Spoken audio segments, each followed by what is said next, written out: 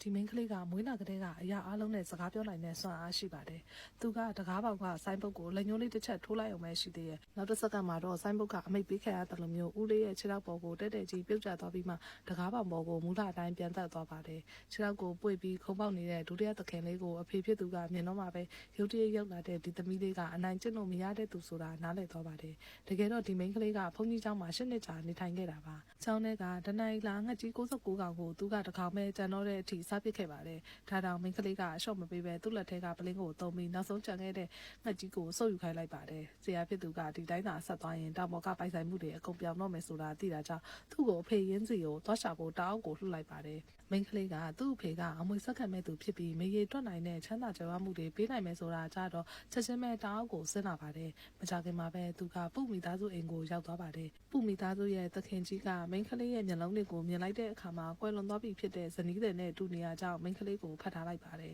။ဒါပေမဲ့ဒုတိယသခင်လေးကတော့ဒီမိန်းကလေးရုတ်တရက်ပေါ်လာတာကသူ့ရဲ့အမွေဆက်ခံခွင့်တွေကိုလူယူဖို့လို့ထင်နေရကြောင်းတင်းတက်တော်ရော်ကမိန်းကလေးကိုအိမ်ထဲကိုအဝေးမခံဖို့ချက်ချင်းကန့်ကွက်ပါတယ်။အဲ့ဒီအချိန်မှာပဲပုမိသားစုအဖိုးကြီးရောက်လာတယ်။မိန်းကလေးကသားကြီးရဲ့သမီးရင်မှန်သိသွားတဲ့အခါမှာရင်ချင်းသိမ်မွေးတဲ့မိန်းကလေးကိုသဘောကျသွားပါတယ်။ဒါပေမဲ့ဒုတိယသခင်လေးကမိန်းကလေးဟာနမိတ်မကောင်းတဲ့သူလို့အကြောင်းပြပြီးမိသားစုဝင်အဖြစ်အတိမတ်မပြုတ်ဖို့ပြောပါတယ်။အဲ့ဒီအခါမှာမိန်းကလေးကအဖိုးကြီးကိုမိသားစုရဲ့လက်အိုကြီးကိုကက်တင်ပေးနိုင်တယ်လို့ရုတ်တရက်ပြောလိုက်ပါတယ်။တကယ်တော့ဒီလိန်ကြီးဟာပုမိသားစုရဲ့ဘိုးဘွားစင်ဆက်ကလေးကလက်ဆင့်ကမ်းလာတဲ့အိမ်ဆောက်ဝိညာဉ်တတော်ဝါကြီးဖြစ်ပါတယ်။လိန်ကြီးကိုကောင်းကောင်းပြုစုဆောက်ရှောက်ရမယ်ဆိုတာမိသားစုစည်းကမ်းဖြစ်တယ်။အခုတော့လိန်ကြီးကသေလူမျိုးသားဖြစ်နေပြီးအဖိုးတန်ဆေးဝါးတွေနဲ့ပဲအသက်ဆက်နေရတာပါ။မိန်းကလေးကဒီကိစ္စကိုသူ့ကိုလွှဲပေးဖို့ရင်မက်ကိုပုတ်ပြီးအာမခံလိုက်ပါတယ်။အားလုံးကလိန်ကြီးရှိတဲ့ရေကန်နာကိုရောက်လာကြပါတယ်။သူကငှက်ကြီးကိုထည့်ထားတဲ့ဖန်မလင်းကိုထုတ်ပြီးမင်းရဲ့ထိတ်တန်းဝိညာဉ်စွမ်းရဲ့အချို့ကိုထုတ်ပေးစမ်းလို့ခိုင်းလိုက်ပါတယ်။ငှက်ကြီးကတော့မပေးဘူးငါကနတ်တတော်ပါပဲငါရဲ့စွမ်းရည်တွေကနတ်ဖျားအစ်စ်တွေတန်ကုန်တော့ရင်စိတ်ကြည်နေစေပြီးအသက်ရှည်စေတ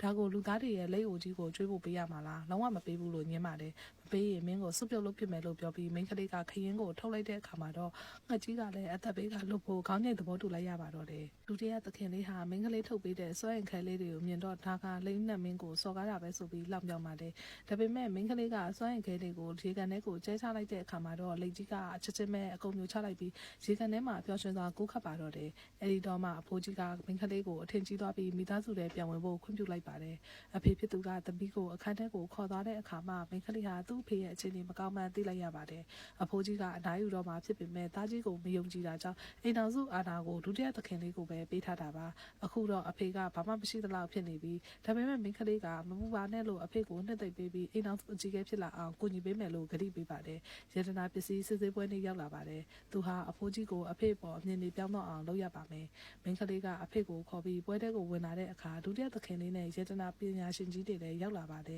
သူတို့ကိုမြင်တော့ဒုတိယသခင်လေးကဘသူရွေးတဲ့ရတနာကပူတံမိုးရှိတယ်ပြန်ရဲတာရှုံးတဲ့သူကငါးပေါင်ကြားတဲ့ကနေတိုးထွက်ရမယ်လို့စိန်ခေါ်ပါတယ်မိန်းကလေးကချက်ချင်းသဘောတူလိုက်ပြီးကျမတို့နိုင်ရင်ရှင်ကြီးနဲ့ရွေးထားတဲ့ရတနာတွေအကုန်အဖေကိုပေးရမယ်လို့လောင်းချထပ်ပါတယ်လောင်းချထပ်ပြီးတဲ့နောက်မိန်းကလေးကအဖေကိုခေါ်ပြီးပွဲထဲမှာပတ်ကြည့်ပါတယ်အဲ့ဒီအချိန်မှာရတနာပစ္စည်းတွေကမိန်းကလေးကိုဝမ်းပြောကြတာပေါ့ကျမရဲ့ဘက်ဘက်ကပစ္စည်းကိုမကြည့်နဲ့အတူကြီးကျမကမှတန်မင်းဆက်ကပညာရှင်လက်ရာတန်းနဲ့ချီတန်းတာဖဲစမ်းငါကဝှားရောင်ဖိုးကထွက်လာတာမင်းထက်တန်မိုးရှိတယ်ငါကသိန်း10ကနန်းကိုတန်တာလို့ပြောကြတယ်ဒါပေမဲ့မိန်းကလေးကတော့အဲ့ဓာတွေကိုစိတ်မဝင်စားပါဘူးအဲ့ဒီအချိန်မှာပဲရေတနာပညာရှင်ကြီးကဒုတိယသခင်လေးကိုပစ္စည်းတွေအကုန်သိမ်းခိုင်းနေပါတယ်အဖေဖြစ်သူကသူတို့ရှုံးတော့မယ်ဆိုတာသိတော့မိန်းကလေးကိုခေါ်ပြီးတိတ်တဆိတ်ထွက်သွားဖို့ပြင်ပါတယ်အဲ့ဒီအချိန်မှာပဲမိန်းကလေးကကြောက်တုံးတုံးကသူ့ကိုခေါ်နေတာကြားလိုက်ရတယ်မင်းစကားပြောနေရလားနောက်ဆုံးတော့ငါ့ရဲ့စကားကိုကြားနိုင်တဲ့သူပေါ်လာပြီပဲငါကဘာလိုက်အိုလဲငါကဖြူပွေးပြီးပန်းရောက်တန်းနေတာတဲ့မိန်းကလေးကဒါကိုပဲယူမယ်လို့ချက်ချင်းဆုံးဖြတ်ချက်ချလိုက်ပါတယ်ဒုတိယသခင်လေးကသူတို့ရွေးတဲ့အလကကြောက်တုံးအစုပ်ကိုမြင်တော့အရှုံးပေးဖို့ပဲလှောင်ပြောင်ပါတယ်ဒါပေမဲ့မိန်းကလေးကတော့ဒါဟာပွဲတစ်ပွဲလုံးမှာတန်မိုးရှိဆုံးရတနာလို့အခိုင်အမာပြောလိုက်ပါတယ်ဒုတိယသခင်လေးဟာအနိုင်ရတော့မယ်လို့ယူဆပြီးသူရွေးထားတဲ့ရတနာတွေကိုထုတ်ပြပါတယ်တခုကခေတ်ပေါ်ပကြီးကျော်ရဲ့လက်ရဖြစ်ပြီးတန်းနဲ့ချီတန်ပါတယ်နောက်တစ်ခုကစုံမင်းဆက်ကကျွေးတဲ့ပစ္စည်းဖြစ်ပြီးတန်းဆက်ကနန်းတန်ပါတယ်သူတို့ရွေးဝယ်ထားတဲ့ကြောက်တုံးကတော့လမ်းဘေးမှာချထားရင်တော့ဘယ်သူမှကောက်မှာမဟုတ်ပါဘူးဒုတိယသခင်လေးကပေါင်ကိုကားပြီးကဲတိုးထွက်တော့လို့អော်ပါတယ်မိန်းကလေးကတော့ဟိုဖိုးကြီးကအတူကြီးလိုပဲပြန်ပြောလိုက်ပါတယ်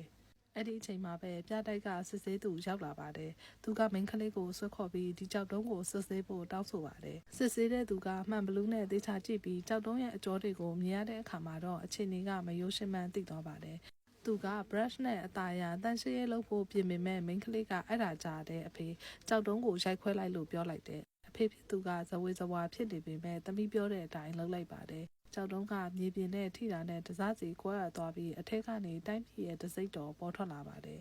အားလုံးဟာအံ့ဩလုံးစကားတောင်မပြောနိုင်ကြတော့ပါဘူးမိန်းကလေးကတော့တည်ငြိမ်စွာနဲ့အဖေကိုတစိမ့်တော်ကိုကောက်ယူခိုင်းလိုက်ပါတယ်နောက်တစ်စက္ကန့်မှာတော့အားလုံးကတုန်လှုပ်သွားကြပါတယ်